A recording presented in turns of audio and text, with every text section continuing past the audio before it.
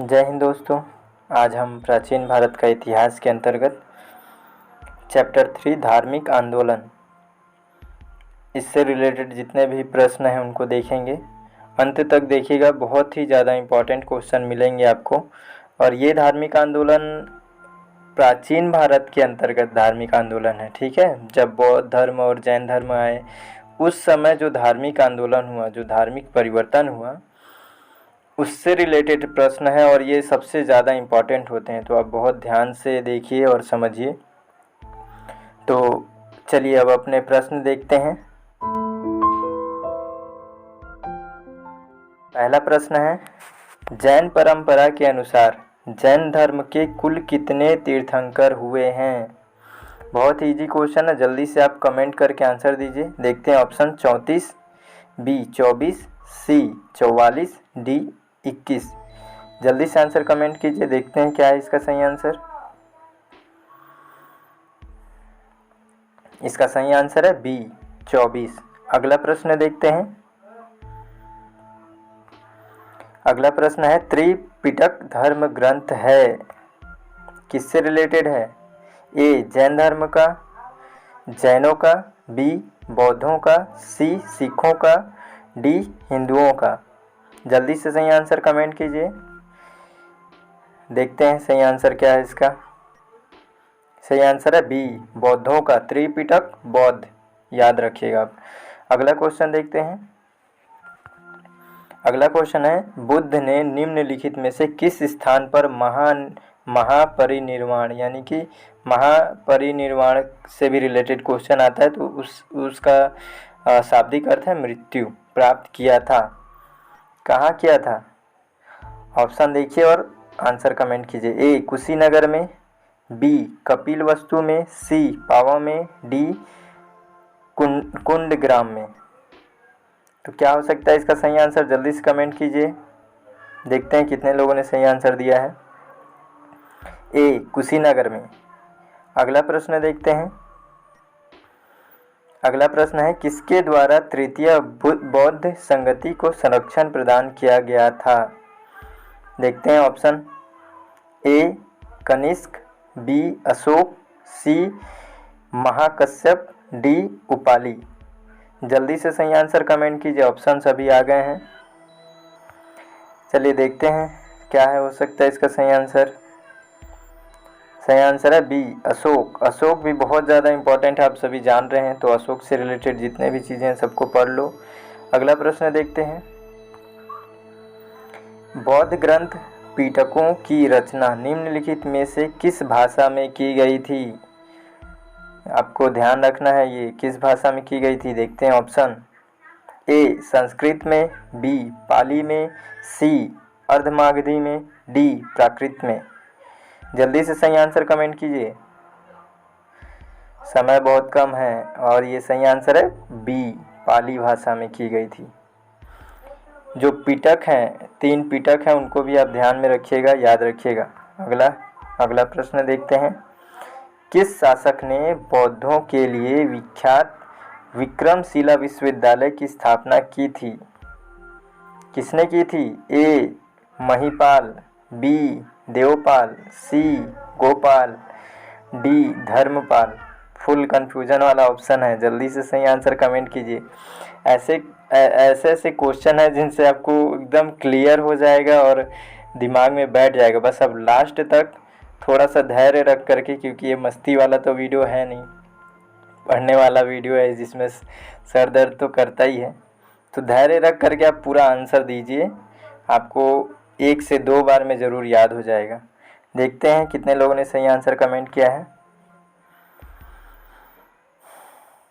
इसका सही आंसर है डी धर्मपाल। अगला प्रश्न देखते हैं।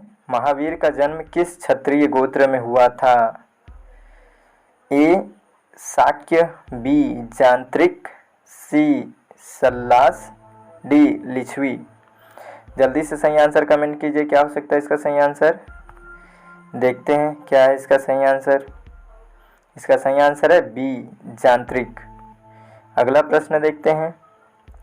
गौतम बुद्ध द्वारा अपने धर्म में दीक्षित किया जाने वाले वाला अंतिम व्यक्ति निम्नलिखित में से कौन था?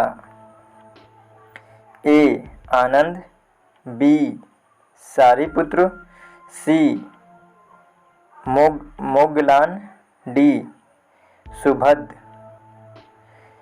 अंतिम व्यक्ति आपको याद रखना है कि अंतिम व्यक्ति कौन था।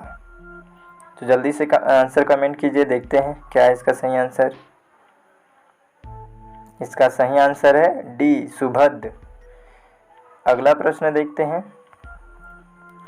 मठ, मंदिर और स्तूप किस धर्म से संबंधित है? ऐसे जितने भी शब्दावली हैं उनको, उनका जो भी अर्थ है उन सब को आप ध्यान में रखिए। ज़्यादातर क्वेश्चन इसी से बनते हैं। देखते हैं ऑप्शन क्या है।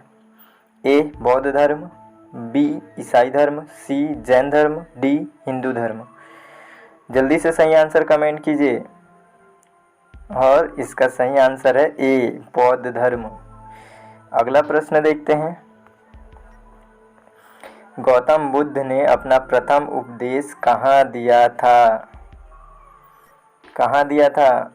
ए. बोधगया, बी. लुम्बिनी, सी. कुशीनगर, डी. सारनाथ। ऑप्शन देख के याद आ जाए, जल्दी से सही आंसर कमेंट कीजिए। देखते हैं क्या है इसका सही आंसर। इसका सही आंसर है डी. सारनाथ। अगला प्रश्न देखते हैं। बौद्ध धर्म ग्रहण करने वाली पहली महिला कौन थी? कौन थी? ऑप्शन देख लीजिए, याद आ जाएगा। ए. यशोधरा, बी. महाप्रजापति गौतमी, सी. महामाया, डी. बिंबा। जल्दी से सही आंसर कमेंट कीजिए। बी. इसका सही आंसर है बी. महाप्रजापति गौतमी। अगला प्रश्न देखते हैं। अगला प्रश्न है, जातक किसका ग्रंथ है? जातक याद रखिएगा।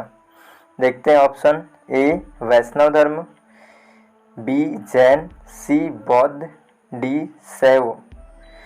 सही आंसर कमेंट कीजिए। देखते हैं क्या है। सी. बौद्ध। जातक बौद्ध से रिलेटेड है, आपको ये याद रखना है। अगला प्रश्न देखते हैं। सारनाथ में बुद्ध का प्रथम प्रवचन कहलाता है, क्या कहलाता है? ये सब शब्दावली है, बहुत ज़्यादा इम्पोर्टेंट होता है। ए. महाभिनिष्क्रमण, बी. महामस्तकाभिषेक, सी. महापरिनिर्वाण, डी. धर्म चक्र प्रवर्तन। क्या है सही आंसर? जल्दी से कमेंट कीजिए। आपका समय स्टार्ट हो गया और समय समाप्त। सही आंसर है डी. धर्म चक्र प्रवर्तन, याद रखिएगा। अगला प्रश्न देखते हैं। सर्वप्रथम शून्यवाद यानी कि शून्यता का सिद्धांत का प्रतिपादन करने वाले बौद्ध दार्शनिक का नाम है? क्या नाम है? शून्यवाद याद होगा आपको। शून्यवाद। ए. असंग, बी. वसुबंधु, सी. नागार्जुन, डी. क्या है ये? दिडनाग। उच्चारण में प्रॉब्लम हो रहा है, देख लीजिएगा इसको। देखते हैं इसका सही आंसर क्या है। इसका सही आंसर है सी. नागार्जुन। शून्यवाद नागार्जुन, शून्यवाद नागार्जुन, ऐसे करके आप याद रखिएगा। ये शून्यवाद, बहुत सारे वाद हैं, सबको याद रखिएगा आप। अगला प्रश्न देखते हैं। किसे एशिया की रोशनी कहा जाता है? एशिया की रोशनी किसे कहते हैं? ऑप्शन देखिए, याद आ जाएगा। ए. महात्मा गांधी को, बी. माओ से तुंग को, सी. गौतम बुद्ध को, डी. अकबर को। देख लो, गांधी और गौतम। सही आंसर कमेंट कीजिए। और ये आपका समय समाप्त हो गया। सही आंसर है सी. गौतम बुद्ध को। अगला प्रश्न देखते हैं। दिलवाड़ा के जैन मंदिरों का निर्माण किसने करवाया था? ये सब बहुत इम्पोर्टेंट क्वेश्चन है। देखते हैं इसका ऑप्शन, याद आ जाएगा शायद। ए. चोलों ने, बी. चालुक्यों ने, सी. चंदेलों ने, डी राष्ट्रकूटों ने। तो इसका क्या हो सकता है सही आंसर, जल्दी से कमेंट कीजिए, देखते हैं क्या है सही आंसर और कितने लोगों ने सही आंसर दिया है, चेक कर लो। सही आंसर है इसका बी, चालुक्यों ने। चलिए अगला प्रश्न देखते हैं। महावीर स्वामी का जन्म कहाँ हुआ था? ए कुंडग्राम में, बी पाटलिपुत्र में, सी मगध में, डी वैशाली में। कहाँ हुआ था सही आंसर, जल्दी से कमेंट कीजिए, देखते हैं क्या है इसका सही आंसर। सही आंसर है ए, कुंडग्राम में। अगला प्रश्न देखते हैं। कनिष्क के शासनकाल में चतुर्थ बौद्ध संगति या सभा किस नगर में आयोजित की गई थी? की सिर्फ है, देखते हैं ऑप्शन। ए कुंडग्राम में, बी पाटलिपुत्र में, सी कुंडलवन कश्मीर, डी वैशाली में। ऑप्शन देख के थोड़ा ज़्यादा हिंट होता है इसलिए ऑप्शन रख रहा हूँ, आप लोग कमेंट कीजिए। आप ये सब सभी चीज़ों के पीछे विन विन सिचुएशन होता है, आप कमेंट करेंगे। यदि आप सच में पढ़ना चाहते हैं, आप सीरियस हैं, तो आप 5 से 10 मिनट आप समय दे रहे हैं तो आपको बहुत ज़्यादा बेनिफिट मिलेगा। उसके बाद आप कुछ भी कीजिए, लेकिन इतना आप समय देते हैं तो आपका एक बहुत अच्छा प्रिपरेशन हो जाएगा। तो चलिए देखते हैं सही आंसर। सही आंसर है इसका सी, कुंडलवन कश्मीर। अगला प्रश्न देखते हैं। तृतीय बौद्ध संगति कहाँ आयोजित हुई? तृतीय बौद्ध संगीति याद रखिएगा इसको। ए कौशाम्बी में, बी पाटलिपुत्र में, सी कुंडलवन में, डी वैशाली में। क्या हो सकता है सही आंसर? ऑप्शन को ध्यान से देखिए और याद कीजिए, समझिए। आपको याद नहीं आता है तो भी आप कमेंट कीजिए, गलत होगा तो भी वो दिमाग में फिर बैठेगा आपको सही आंसर जब पता चलेगा। तो देखते हैं सही आंसर क्या है। इसका सही आंसर है बी, पाटलिपुत्र में। अगला प्रश्न देखते हैं। निम्नलिखित कथनों का विचार करें एवं चैत्य व विहार में क्या अंतर है? ये खुद मैं जानता हूँ कि ये IAS UPSC में ये क्वेश्चन आया हुआ है, तो इसका आंसर आप ज़रूर कमेंट कीजिएगा, देखते हैं। बहुत ही बेसिक कॉन्सेप्ट है ये, इन्हीं सभी चीज़ों को तो ज़्यादा ध्यान में रखना है। ए विहार यानी कि पूजा स्थल होता है, जबकि चैत्य बौद्ध भिक्षुओं का निवास स्थान होता है। बी चैत्य पूजा स्थल होता है, जबकि विहार निवास स्थान होता है। दोनों में कोई विशेष अंतर नहीं है, सी नंबर। डी विहार एवं चैत्य दोनों ही निवास स्थान के रूप में प्रयोग हो सकते हैं। क्या हो सकता है इसका सही आंसर? इसका आंसर ज़रूर कमेंट कीजिए। आपको इसमें एक लॉजिक भी है, इस क्वेश्चन में एक लॉजिक भी है, आप लॉजिक लगा के भी आंसर निकाल सकते हैं। तो चलिए देखते हैं इसका सही आंसर क्या है और कितने लोगों ने सही आंसर दिया है। इसका सही आंसर है बी, चैत्य पूजा स्थल और विहार निवास। विहार इसको आप याद रखिएगा इस तरीके से कि विहार ज़्यादातर हम लोग निवास स्थान को ही बोलते हैं, तो विहार में क्या होगा? निवास स्थान। चलिए अगला प्रश्न देखते हैं। अगला प्रश्न है, कश्मीर में कनिष्क के शासनकाल में जो बौद्ध संगति आयोजित हुई थी उसकी अध्यक्षता किसने की थी? ए पार्श्व ने, बी नागार्जुन, सी शूद्रक, डी वसुमित्र। क्या है इसका सही आंसर? देखते हैं। इसका सही आंसर है डी वसुमित्र। अगला प्रश्न देखते हैं। अनुव्रत शब्द किस धर्म से जुड़ा हुआ है? ये जितने भी शब्दावली मैं इसीलिए रखा हूँ क्योंकि यही सब ज़्यादा इम्पोर्टेंट होते हैं एग्ज़ाम की दृष्टि से। आपको विश्वास करना पड़ेगा कि यह जितना भी क्वेश्चन है वो सभी बहुत ही ज़्यादा मोस्ट इम्पॉर्टेंट है या नहीं? आप खुद कमेंट करके बताइएगा। चलिए देखते हैं इसका ऑप्शन क्या हो सकता है। अनुव्रत शब्द किस धर्म से जुड़ा है? ए जैन धर्म, बी लोकायत मत, सी हिंदू धर्म, डी बौद्ध धर्म। क्या हो सकता है सही आंसर इसका? कमेंट कीजिए, देखते हैं क्या है सही आंसर। इसका सही आंसर है ए जैन धर्म। अगला प्रश्न देखते हैं, बुद्ध ने सर्वाधिक उपदेश कहाँ दिए हैं? बहुत ज़्यादा ये क्वेश्चन पूछे जाते हैं, तुरंत इसका आंसर कीजिए। देखते हैं ऑप्शन, ए श्रावस्ती, बी पावा, सी गांधार, डी उज्जैन। क्या हो सकता है सही आंसर? देखते हैं कितने लोगों ने सही आंसर दिया है, चेक कीजिए। ए श्रावस्ती, श्रावस्ती सर्वाधिक, इस तरीके से आप याद रखिएगा। चलिए अगला प्रश्न देखते हैं। अगला प्रश्न है, बौद्ध धर्म में त्रिरत्न क्या इंगित करता है? बहुत ही ज़्यादा इंपॉर्टेंट क्वेश्चन है। देखते हैं ऑप्शन, ए सत्य, अहिंसा, दया।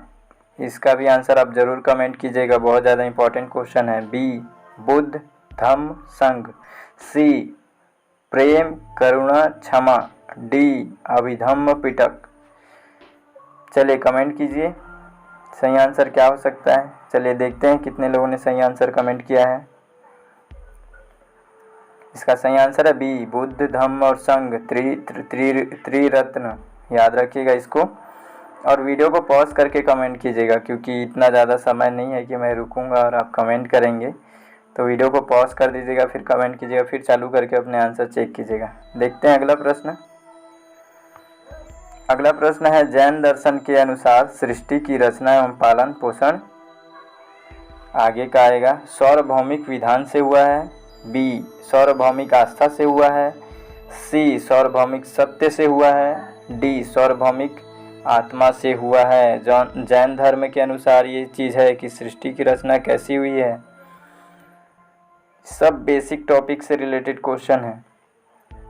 सही आंसर कमेंट कीजिए, देखते हैं क्या है इसका सही आंसर। इसका सही आंसर है सी सार्वभौमिक सत्य से हुआ है। अगला प्रश्न देखते हैं,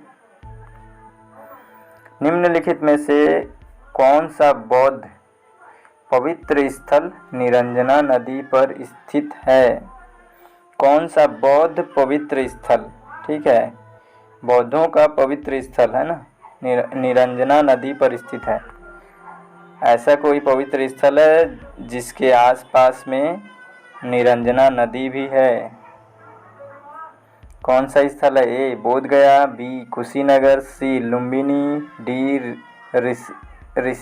ऋषिपतन।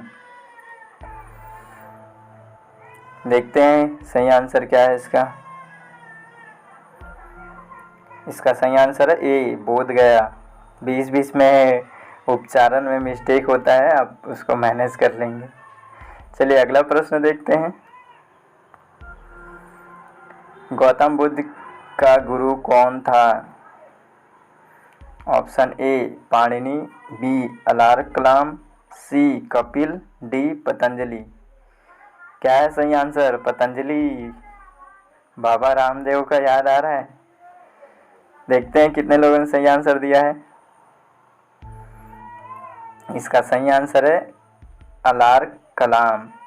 बौद्ध से रिलेटेड एक मूवी भी है और सीरियल भी, आप इसको देखिए, क्योंकि बौद्ध प्राचीन भारत के इतिहास या भारतीय संस्कृति, इन सब में बौद्ध बहुत ज़्यादा इम्पोर्टेंट टॉपिक है। चलिए अगला प्रश्न देखते हैं, अशोकाराम विहार निम्नलिखित में से किस स्थान पर स्थित था? Option A Vaishali, B Pataliputra, C Kaushambi, D Trishala. हो सकता है इसका सही आंसर। देखते हैं इसका सही आंसर क्या है। अशोकाराम विहार बी पाटलिपुत्र में स्थित है।